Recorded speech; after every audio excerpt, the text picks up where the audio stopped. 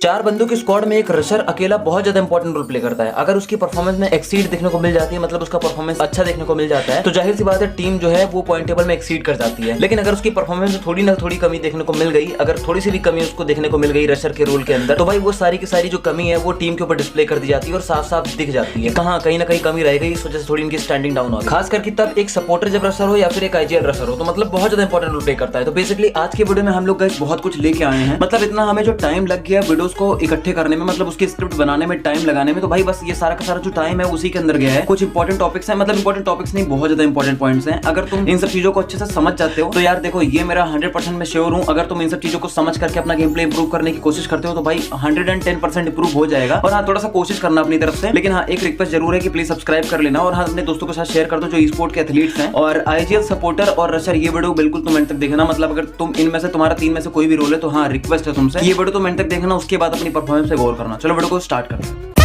कुछ वक्त पहले जब हमने टिप्स देना स्टार्ट किया था, वहां पर हम पहले वीडियो लेके आ चुके थे रशर की, तो वहां से तुम देख सकते हो, मतलब अगर पुराने तुम प्लेयर हो तो तुम्हें थोड़ा सा अवेयरनेस मिल जाएगी रशर को लेकर के। हाँ, उसके बाद तुम ये वीडियो कंटिन्यू करना ताकि तुम्हें बहुत ज्यादा कुछ समझ में आए। बेसिकली रश तो सब करना चाहते हैं लेकिन बहुत कम लोग कर पाते हैं क्योंकि सबके बस की बात ही नहीं होती। पहली बात तो ये, अगर तुम्हें रशिंग का रोल प्ले करना है तो तुम्हारे पास डिवाइस, जिगरा, इंटरनेट सब कुछ होना जरूरी है, मतलब बहुत ज्यादा जरूरी है। इसमें से अगर एक भी चीज मिस होती तो तुम्हारे पास थोड़ा सा ड्रॉबैक देखने को मिल जाता है और तुम्हारे परफॉर्मेंस में बहुत ज्यादा कमी देखने को मिल जाती है। तो बेसिकली पहला चीज तुम्हें एक चीज ध्यान में रखनी है कि बहुत सारे बंदे क्या करते हैं, अपने रश को यानी कि अपने रोल को, बेसिकली रशर रोल हो या सपोर्टर हो, फ्लैंकर हो, सॉल्टर हो, स्किप कर देते हैं। 4 दिन एक रोल पे खेला, परफॉर्मेंस नहीं बनी, एक मैच में अच्छा परफॉर्म कर गए, दूसरे में नहीं कर पाए, तीसरे में नहीं कर पाए, चौथे में भी नहीं कर पाए, तो वो उन्होंने क्या किया, रशर से वो सपोर्टर बन गए। रशर से बेसिकली बहुत सारे प्लेयर नेडर बन चुके हैं। मैं किसी का नाम तो नहीं लेने वाला, लेकिन हाँ T1 टीम्स के भी कुछ ऐसे प्लेयर रह चुके हैं जो रशर का रोल मतलब पहले प्ले करते थे, मतलब बेसिकली रशर का रोल प्ले करते थे। उसके बाद जब उनसे नहीं हुआ तो भैया वो लोगों ने अपना रोल कर लिया, स्विच बन गए अपना नेडर as a supporter. If I talk about first point, then it should be stuck on your role. मतलब हमेशा कुछ भी हो जाए स्टक रहो, एकदम चिपके रहो, कभी भी अपना रोल चेंज मत करो। बेसिकली अगर तुम्हारा रोल एक रशर का है तो तुमसे अगर परफॉर्मेंस में नहीं हो रहा है, कुछ टाइम दो यार, खुद को टाइम दो, ठीक है। उसके बाद समझो चीजों को, गड़बड़ी कहां हो रही है, उस सब चीजों को देखो, प्रैक्टिस करो, फिर से प्रैक्टिस करो। नहीं हो रहा है एक बार फिर से स्टार्ट करो, शुरुआत से स्टार्ट करो। अब की बार तुम्हारी स्टार्ट जीरो से नहीं, किसी नेक पुरुष ने कहा है कि तुम्हारी स्टार्ट एक्सपीरियंस होती है अगर तुम उस चीज को दोबारा परफॉर्म करते हो। तो हाँ, रोल अगर चेंज कर रहे हो उसका कोई मतलब नहीं है यार। रोल चेंज करने का मतलब सिर्फ यही है कि भाई तुम दूसरी चीजों को जीरो से स्टार्ट कर रहे हो, वहां पर तुम्हें सीखने में टाइम लगेगा और बेसिकली तुम सीख भी सकते हो, लेकिन अगर तुम जिस चीज के ऊपर वर्क करोगे उस चीज को तुम और बेटर बना सकते हो। तो स्टक रहो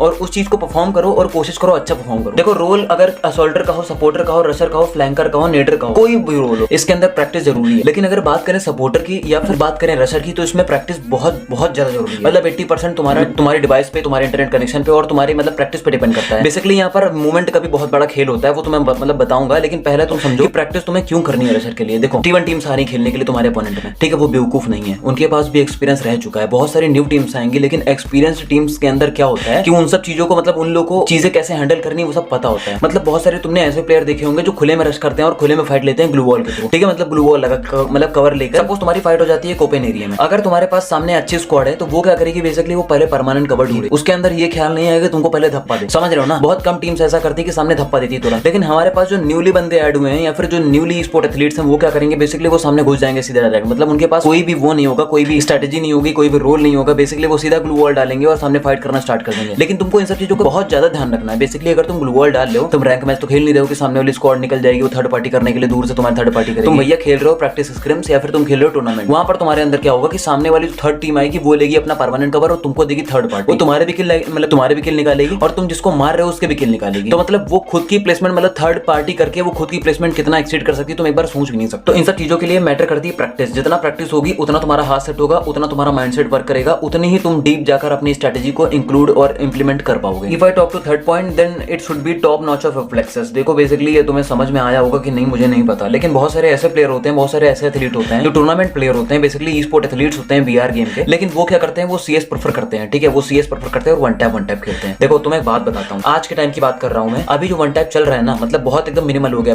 पहले जो किलर वगैरह खेलते थे हमारे, मतलब अच्छे मतलब एथलीट्स थे, तो पहले चलता था वन टैप और हाँ बहुत सारे प्लेयर भी मारते थे। लेकिन अभी का तुम्हें सीन बताता हूँ क्या हो रहा है। पूरी के पूरी तरीके से मेटा चेंज हो रहा है, मेटा के साथ साथ जनरेशन चेंज हो रही है, जनरेशन के साथ साथ हर तरीके की फैसिलिटीज और उसको क्या बोलते हैं बंदों का माइंडसेट भी चेंज हो रहा है। तो बेसिकली इन सब चीजों को टैकल करने के लिए, इन सब चीजों को हैंडल करने के लिए ये सब मतलब एक बहुत ज्यादा इंपॉर्टेंट रोल प्ले करता है। मतलब एक चीज तुम्हें अपने अंदर की मेंटेन करनी पड़ेगी, बदलनी पड़ेगी, वो है वन टैप। बेसिकली तुम्हें एक बात बताऊं तो सीएस में वन टैप मैटर करता है। तुम छोटे छोटे गेम्स में खेल सकते हो, वन टैप मैटर करता है। इंडिया में वन टैप मैटर करता है, बाहर के कंट्रीज में वन टैप मैटर नहीं करता। तुम्हें एक बात बताता हूं, तुम कोई भी जाकर उठाकर देख लो, तुम कोई भी ऑफिशियल इवेंट उठाकर देख लो, बहुत कम बंदे प्रेफर करते हैं वन टैप। हमारे में क्या होता है, अगर तुम एक सामने ई स्पोर्ट एथलीट आ गई, मतलब उसकी स्क्वाड आ गई और तुम फाइट ले रहे हो, ई स्पोर्ट की बात कर रहा हूं, अंदर खेल रहे हो, ठीक है, प्रैक्टिस कर रहे हो तुम या फिर कुछ भी खेल रहे हो, किसी में जो रशर होता है उसके अंदर आ जाएगी बीएनएल की आत्मा या फिर रॉक एफएफ घुस जाएंगे। वो क्या करेगा, ग्लू डालेगा, फिर वन टैप मारेगा, ग्लू डालेगा, वन टैप मारेगा। ये सब जो कर रहे हो ना, ये करके छोड़ दो, मतलब करना छोड़ दो अगर कर रहे हो भी तो, क्योंकि इसका कोई मतलब नहीं। सच कहूं, आगे आने वाले टाइम में अगर तुम वन टैप प्रेफर करते हो तो तुमसे एक बंदा नहीं मरेगा। मैं रियलिटी लिख के दे रहा हूं, अगर तुमको भरोसा नहीं होगा, ठीक है, तो एक बार लिख लेना और खुद के ऊपर सोच लेना कि तुम वन टैप खेलना चाहते हो या तुम रेगुलर फायर करना चाहते हो। देखो क्यों, पहली बात तो रशर का रोल ये होता है कि शॉर्ट रेंज मारे, रशर का रोल ये नहीं होता है कि वन टैप प्रेफर करे, ये चीज ध्यान में रखो, ठीक है। सपोर्टर का रोल ये होता है कि वो सपोर्ट करे प्लेयर को, अपने ई स्पोर्ट जो तीन बंदे हैं, जो तीन बंदे खेल रहे हैं, जो तीन बंदे फाइट कर रहे हैं, उनको सपोर्ट करे, सामने वाले अपोनेंट को डैमेज दे, भद्दा डैमेज दे और अपने सपोर्टर को हील करे ट्रीटमेंट से। उसका मतलब सपोर्टर का मतलब ये होता है कि एक तरीके से सपोर्ट करना और उसका कि मतलब पीछे खड़े रहना, अगर वो डाउन होता है तो तुम टैकल करके उसको बचाना, ये होता है सपोर्टर का रोल। और ठीक उल्टा होता है रशर का रोल। बेसिकली रशर का रोल क्या होता है, जिम्मेदारी उसकी होती है कि सामने वाले जो बंदे रश करेंगे उनका धप्पा मेरे को झेलना है, क्योंकि मेरे जो तीन बंदे हैं उनको मेरे को मरने नहीं देना है, मेरे जो दो बंदे हैं उनको मेरे को मरने नहीं देना, डाउन नहीं होने देना है। मेरा काम ये है कि उनको टैकल करना और जितना हो सके उनको गंदा डैमेज देना। तो बेसिकली शॉर्ट रेंज का मतलब ये रशर होता है, वन टैप का मतलब रशर नहीं होता। तो अभी अगर समझ में आ गया हो तो ठीक है। इससे क्या होता है, बेसिकली अगर तुम ये करते हो तो तुम्हारा कोऑर्डिनेशन बहुत ज्यादा मतलब बढ़ जाता है। वन टैप के प्रेफरेंस अगर देखोगे तो बहुत ज्यादा मिनिमल हो जाता है, लेकिन अगर तुम ऐसे अगर हर चीज को लेकर के तुम खेलोगे, टैकल कर करके खेलोगे, रशिंग कर करके खेलोगे और अपने बंदों को बताओगे हर एक चीज, तो उससे तुम्हारा कोऑर्डिनेशन बहुत ज्यादा इंक्रीज हो जाता है। अगर मैं अगले पॉइंट की बात करूं तो वो होता है माइंडसेट। देखो बेसिकली हर एक प्लेयर का माइंडसेट अलग अलग होता है, वो कौन से मूड का आदमी है। देखो ये सब डिस्कस करना, ये सब डिसाइड करना बहुत पहले की बात होती है और बहुत स्टार्टिंग की बात होती है। मतलब अगर तुम कोई एक बंदा अपनी टीम में ले रहे हो तो तुमको उसके बारे में पूरी चीजें पता होनी चाहिए कि बंदा कैसा है, नेचर कैसा है, ठीक है। जब तक कि कोऑर्डिनेशन मैटर नहीं करता, मतलब जब तक कि कोऑर्डिनेशन आपका बैठता नहीं है तो आपका गेम प्ले मैटर नहीं करता है। बेसिकली अगर तुम्हारा कोऑर्डिनेशन ही नहीं है तो तुम्हारा गेम प्ले ही नहीं होगा, ठीक है। Coordination is directly proportional to game play, इस बात को तुम ध्यान में रखो। अब यहाँ पर माइंडसेट कहां से घुसा है, देखो बेसिकली हर एक बंदे का माइंडसेट अलग होता है। कोई कूल बंदा होता है, कोई हॉट होता है, मतलब बहुत ज्यादा हॉट होता है, ठीक है, और कोई बंदा ऐसा होता है जिसका माइंडसेट अग्रेसिव होता है, और अग्रेसिव वाले माइंडसेट ही बंदे रशर बनते हैं। देखो इस चीज को तुम ध्यान रखो। अगर तुम्हारे पास कॉन्फिडेंस नहीं है तो तुम बिल्कुल रश नहीं कर पाओगे। अगर सामने सपोज को तुमको एग्जांपल देके बताता हूँ, सामने बहुत अच्छी टीम है, मतलब सपोज कर लो टीम एलीट हो गई, यानी कि ओजी एलीट हो गई या फिर माफिया टीम है, कोई भी टीम है, बहुत प्रोफेशनल टीम है, प्रोफेशनल सॉरी, और उसके साथ साथ परफेक्शन भी उसके अंदर बहुत ज्यादा है। तो तुम्हारी टीम, अगर तुम्हारी टीम अंडरडॉग में आती है और तुम उसके साथ फाइट लेना स्टार्ट कर देते हो, 1-1 मतलब 1-to-1 फाइट होती है, एक स्क्वाड तुम्हारी एक स्क्वाड उसकी, तो बेसिकली तुम्हारे चांसेस ज्यादा होंगे एलिमिनेट होने के। क्यों, देखो रीजन क्या है। अगर तुम्हारा माइंडसेट अच्छा होगा, अगर तुम्हारे अंदर कॉन्फिडेंस नहीं होगा तो तुम भाई एलिमिनेट हो जाओगे, कितना भी अच्छा तुम्हारी टीम क्यों ना परफॉर्म कर रही हो, सामने वाले बंदे कितना भी हलवा क्यों ना हो, सामने वाले बंदे को तुम यूं मार दो टीम को, T1 टीम को, लेकिन तुम फिर भी एलिमिनेट कर लोगे, खुद के बंदों को खो दोगे। अगर तुम जीत भी जाते हो तो तुम्हारे 2-3 बंदे निपट जाएंगे। क्यों, इसके पीछे का रीजन है कॉन्फिडेंस और माइंडसेट। मैं एक चीज शेयर करूं, मैं खुद के एक्सपीरियंस से बता रहा हूं। जब मैं खेलता था, बेसिकली जब मैं टूर्नामेंट खेलता था तो वहां पर क्या हुआ था, जब मैं पहली बार खेल रहा था, बेसिकली जब मैं सीआरएस के ऑफिशियल पे खेल रहा था, मेरे साथ क्या हुआ था मैं बताता हूं। जब सामने अच्छी टीम आई तो वहां पे क्या हुआ, मेरे हाथ कांपने लगे। अब देखो हाथ कांपने का रीजन थोड़ा सा अलग था, मतलब मेरे अंदर ये नहीं था कि मैं मार नहीं पाऊंगा, मेरे अंदर ये था कि भाई कहीं मैं मर न जाऊं, सामने वाले मेरे टीममेट क्या सोचेंगे, अगर मैं डाउन हो गया मेरे को वो कैसे रिवाइव देंगे, मेरे को हेल्प करना है अपने टीममेट को, अगर मैं ही डाउन हो गया तो मैं क्या करूंगा। तो मतलब एक अजीब सा होता है नहीं, जब तुम कोई कांड करके बैठो स्कूल में तो प्रिंसिपल तुम्हें बुलाता है तो तुम्हारे अंदर धक से होता है दिल में, सेम वैसा ही हाल होता है यहाँ पर। लेकिन यहाँ पर का हाल थोड़ा सा एकदम अलग होता है, स्टैंडर्ड लेवल का होता है। तो इन सब चीजों को तुम ध्यान में रखो और अपने माइंडसेट और एग्रेसिव मोड को बहुत ज्यादा एग्रेसिव करो अगर तुम रशर हो तो, ठीक है। कूल माइंड से खेलो, स्ट्रेटेजी से खेलो और चीजों को समझो पहले, ठीक है, समझ रहे हो ना। अब अगले पॉइंट की बात करो तो बेसिकली आईजीएल मैटर। अब इसका मतलब क्या है, तुम इस चीज को समझो अच्छे से, ठीक है। बेसिकली तुम्हारी एज बहुत ज्यादा है, ठीक है, तुम 19-20 साल के हो और तुम्हारा आईजीएल 17 साल का है, ठीक है। उसके पास एक्सपीरियंस ज्यादा है और तुम्हारे पास एक्सपीरियंस कम है, समझ रहे हो ना। और तुम्हारा गेम प्ले थोड़ा सा ज्यादा अच्छा है, उसका गेम प्ले कम अच्छा है, लेकिन उसके पास एक्सपीरियंस ज्यादा है। तो देखो भैया, हमेशा एक चीज बोलता हूँ, एक्सपीरियंस बहुत बड़ा होता है एज से और नंबर से, इस बात को तुम ध्यान में रखो। अगर तुम्हारा आईजीएल छोटी छोटी चीजों को बोलता है तो भैया उसकी बात को सुनो, पंक्चुअल बनो, ठीक है। ऐसे झगड़े करने से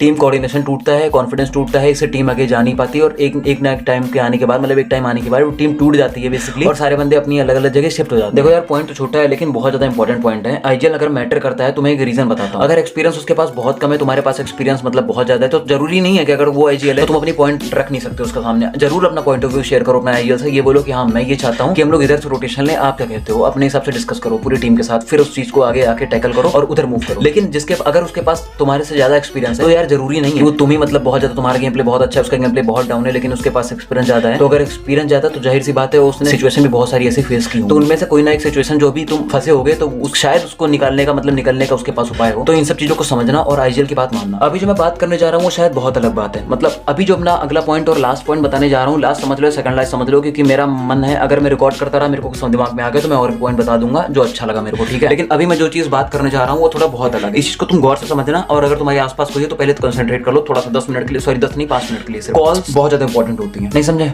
ओके, समझो बात को। तुम्हें कॉन्टेक्ट करना है किसी थर्ड पर्सन को जो तुमसे 10 किलोमीटर 20 किलोमीटर 50 किलोमीटर दूर रहता है, तो तुम प्रेफर करते हो कॉल, ठीक है। बेसिकली अगर तुम्हें किसी को स्पीड पोस्ट करना है, मतलब अगर तुम्हारा कोई लव्ड वन या तुम्हारे से मतलब कोई भी दोस्त वगैरह बाहर रहता है, बहुत ज्यादा दूर रहता है, जिससे तुम्हारा कॉन्टेक्ट नहीं हो पा रहा है, ठीक है, एक अलग साइड रहता है, मतलब बिल्कुल अलग रीजन में रहता है, तुमको उस तक संदेश अपना पहुंचाना है, मैसेज पहुंचाना है, तो बेसिकली तुम स्पीड पोस्ट का यूज करते हो या तुम किसी भी चीज का यूज करते हो। बेसिकली आज तो मेल लोगे, लेकिन चलो ठीक है, कोई भी फैसिलिटी नहीं है इंटरनेट की, तो तुम क्या करोगे, उसको कॉन्टेक्ट में लाने के लिए एक मेल करोगे या फिर तुम स्पीड पोस्ट करोगे या कुछ भी करोगे, अपना लेटर पार्सल करोगे, कुछ भी करोगे, तो उसके अंदर का जो चीज आती है, जो प्रोसेस होता है, उसको बोलते हैं कॉन्टैक्ट। और कॉन्टैक्ट के साथ साथ उसका सेकंड फॉर्म होता है कॉल। किसी दो पर्सन का रिलेशन है, अगर बीच में कॉल्स नहीं होती है तो रिलेशन धीरे धीरे खराब होने लगता है। इस चीज को तुम रियलिटी में समझो या मेरे एक्सपीरियंस के साथ समझो, मैं तुमको बता रहा हूँ चीजों को, ठीक है। मतलब गेम के साथ साथ तुम्हें बाकी चीजों की नॉलेज मिल सकती है इस वाले चैनल पे, ऐसी कोई बात नहीं है, मतलब तुम्हारे रियल लाइफ से रिलेटेड। लेकिन फिलहाल हम बात करें तो बेसिकली गेम का क्या सीन होता है कि डायरेक्शनल कॉल एक होता है कोऑर्डिनेशन, मतलब कोऑर्डिनेशन कॉल, एक होता है डैमेज कॉल, मतलब ये सारी चीजें कॉल्स होती हैं। अब इनका मतलब समझो तुम, अगर तुम्हारे सामने एक स्क्वाड है, फाइट कर रही है, और सपोज करो तुमको राइट से पड़ गई और तुमने देखा कि थर्ड पार्टी हो गई है, लेकिन किसी ने स्पॉट नहीं किया, सिर्फ तुम्हें ही पड़ी है और किसी ने स्पॉट नहीं किया, बल्कि तुमने बंदों को स्पॉट कर लिया। तुमने क्या बोला, भाई सामने बंदे नहीं है, सामने बंदे छोड़ो, सामने बंदे स्क्वाड, राइट में भी स्क्वाड, लेफ्ट में भी स्क्वाड है, इसको बोलते हैं डायरेक्शनल। लेकिन इसका स्टैंडर्ड वर्जन की बात करें तो ऊपर चलती है हमारी ग्रिड लाइंस, मतलब ग्रिड में जो चलती है डिग्री बेसिक। तो अगर तुम प्रेफर करते हो डिग्री,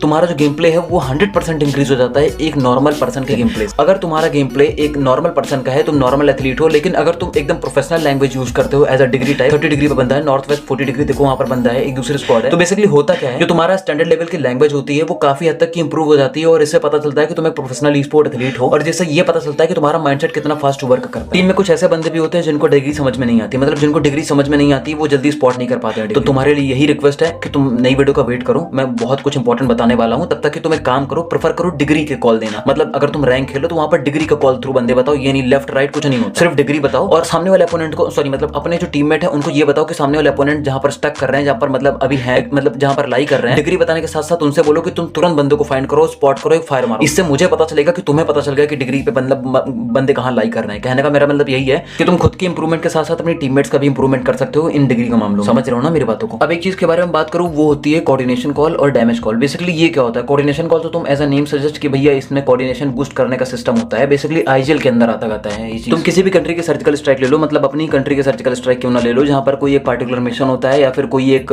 पार्टिकुलर टास्क दिया जाता है अपने जवानों को, तो उसमें का जो आईजीएल होता है, बेसिकली उसमें का जो कमांडर इन चीफ होता है, वो क्या करता है, सबका मोरल बूस्ट करने के लिए एक लाउड वॉइस में, मतलब एक थोड़ी सी हाई पिच में, और तो कुछ अल्ट्रा सेंसुअल वर्ड्स, मतलब जो होते नहीं, बेसिकली जो कॉन्फिडेंस बूस्ट करते हैं, मतलब काफी ज्यादा, मतलब हाई वर्ड जो मतलब दिल को चीरते हैं, एकदम लगते हैं, उन सब चीजों को देख करके गूज़बम्स दिलाता है। बेसिकली उसका मतलब क्या होता है, अगर तुम्हारे अंदर कोऑर्डिनेशन आता है तो तुम जो बड़ा सा बड़ा काम है, जो बंदे जिनका मोरल डाउन हो जाता है, जिनको पहले से ही लगता है कि हाँ ये चीज पॉसिबल नहीं है, ये बहुत ज्यादा हार्ड इशू है, मतलब ये बहुत ज्यादा हार्ड है, इसको करने में बहुत ज्यादा प्रॉब्लम फेस करनी पड़ सकती है, या अपने प्लेयर को या एथलीट को या फिर सॉरी हम अपने जवान को भी लॉस कर सकते हैं, ठीक है। तो इन सब चीजों को टैकल करने के लिए एक होती है कॉन्फिडेंस बूस्टर वाली मशीन, जिसको गोली समझ लो तुम, जिसको बोलते हैं कॉन्फिडेंस कॉल, मतलब कोऑर्डिनेशन कॉल। तो ऐसे करके तुम ना अपने कॉन्फिडेंस वाले बंदों को मतलब कॉन्फिडेंस दिला सकते हो जिनके पास लो कॉन्फिडेंस है, और अपने प्लेयर को बूस्ट करके अपना मोरल बूस्ट कर सकते हो। ये आईजीएल का काम होता है बेसिकली। अब अगली बात करूं तो मैं, वो होता है डैमेज कॉल। बेसिकली क्या होता है, सामने वाले बंदे ने अगर तुम्हें डैमेज दिया, तुमने उसको उल्टा डैमेज दिया और तुमने डैमेज दिया, वो डैमेज कम लगा, बेसिकली 10 15 20 50 का लगा, और तुमने अपने प्लेयर से क्या बोला, तुमने कॉल दिया, बोला कि बहुत ज्यादा डैमेज है, ठीक है जाकर अंदर रश कर दो। तो ये सबसे बड़ी गलत फहमी होती है और सबसे बड़ा गलत स्टेप होता है एक पार्टिकुलर एथलीट का, जो बंदा बोलता है बेसिकली बी हम्बल और बी पंचुअल, बेसिकली सबसे बड़ा बी ऑनेस्ट, ठीक है। अपने एथलीट के साथ हमेशा ऑनेस्ट रहो, तुम्हारा डैमेज नहीं लगा तो बेसिकली बोलो,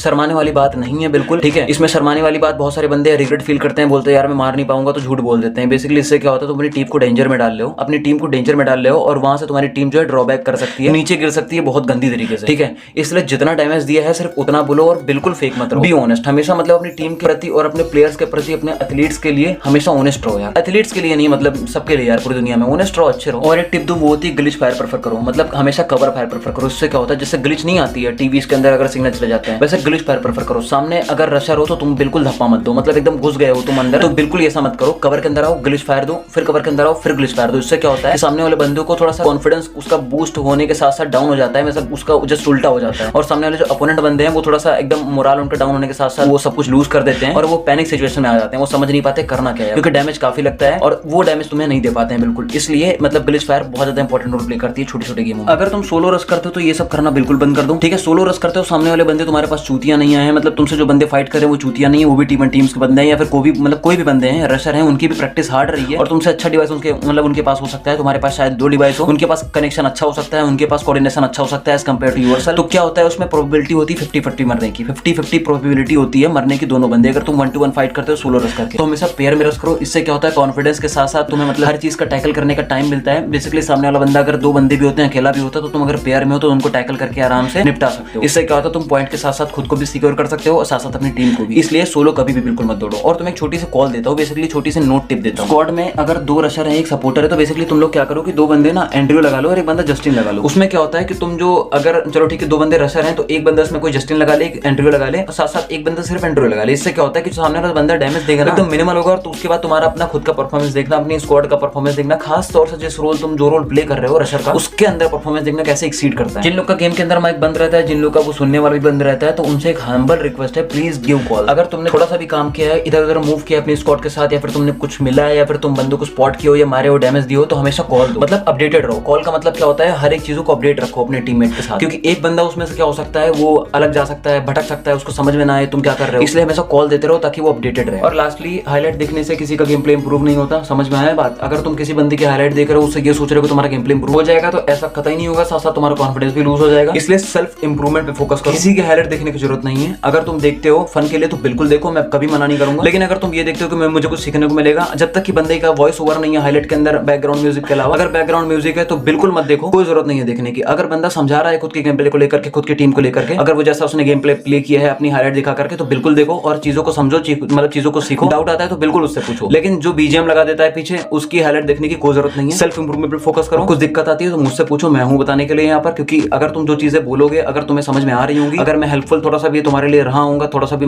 तुम्हें मतलब मदद मिल रही होगी मेरे से, तो मैं हमेशा खड़ा रहूंगा। तो बेसिकली आज के लिए इतना ही। जय हिंद, जय भारत, जय श्री राम।